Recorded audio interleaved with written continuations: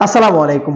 সিলেটের ফুয়াদের সিলেটের যে দাদারা আছে তাদের জন্য কিন্তু খুশির কিন্তু একটা সংবাদ। সেটা হচ্ছে যে অলরেডি আইএল টি-20 তে কিন্তু দল থেকে বাদ পড়েছে যে টিমে খেলতো গুরবাজ, মায়ার্স, ময়েন, ওমর জাই। সো বলাই চলে ৩০ তারিখ অর্থাৎ আজকে ২৯ তারিখ, আজকে না কালকে হয়তোবা সিলেটের হয়ে মাঠ মারাতে চলে আসবে কিন্তু ময়েন এবং ওমরজাই সিলেটের জন্য, এবং অপরপক্ষে ঢাকার জন্য কিন্তু গুরবাস চলে আসবে এবং রংপুরের জন্য কিন্তু কাইল মায়ার্স চলে আসবে।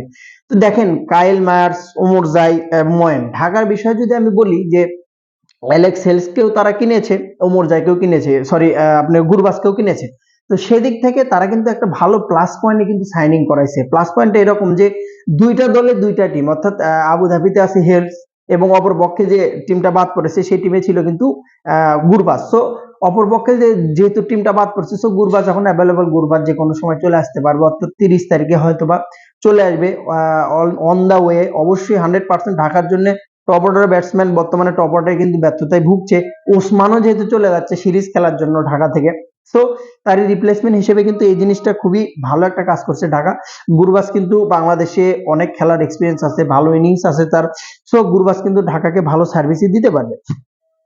কাইল মায়ার্সের কথা যদি আমি বলি, স্পেশালি রংপুরের একজন নির্ভরযোগ্য ব্যাটার, যেটা কিন্তু বরিশালেও খেলেছে, এবং রংপুর রাইডার্সের যে পরিমাণ বিদেশি যতগুলো ফ্র্যাঞ্চাইজি আছে তার মধ্যে সবচেয়ে বেশি বিদেশি বলা চলে রংপুরের টিমে। সো তার থেকে কাইল মায়ার্স কিন্তু একজন এমন একজন অলরাউন্ডার যাকে দিয়ে আপনি ওপেনিং বলও করাতে পারবেন, ওপেনিং ব্যাটও করে দিতে পারবেন। সবচেয়ে খুশির সংবাদ সিলেটবাসীর জন্য, জামাইবাবু অ্যাভেলেবল, এবং জামাইবাবু যে ঝড় ইনিংস খেলছে শেষ ম্যাচে, সেই ঝড়টা যদি আসে সিলেটে তোলে, সেই ঝড়টা থামানো কিন্তু সত্যিকার অর্থে মুশকিল। এবং ময়েন আলী যে পরিমাণ ফর্মে আছে, এই ফর্মটা যদি সিলেটবাসী কাজে লাগাতে পারে, টিমের মোটামুটি 80% কিন্তু দিয়ে দেবে ময়েন আলী।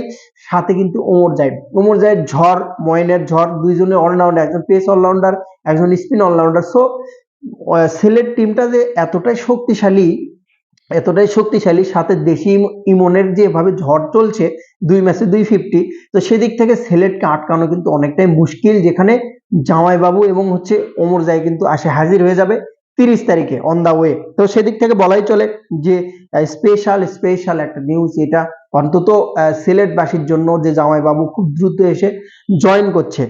বাকি যে ক্রিকেটাররা অলরেডি কিন্তু 30 তারিখ আইএলটিটির জন্য অপেক্ষা করছিল, অনেক সাইনিং পাবেন আপনি আজকালের মধ্যে, কিন্তু অনেক সাইনিং অলরেডি পেয়ে যাবেন কিন্তু। তো বেস্ট অফ লাক জামাইবাবু, ওমর জাই, কংগ্রাচুলেশন বাংলাদেশে আসার জন্য, বিপিএল এর সিলেটে মাঠ মাতানোর জন্য। খুব দ্রুত কিন্তু তারা এসে দলের সাথে জয়েন করবে। বেস্ট অফ লাক, ভালো থাকুন। ভিডিওটি ভালো লাগলে অবশ্যই শেয়ার করুন। সালাম।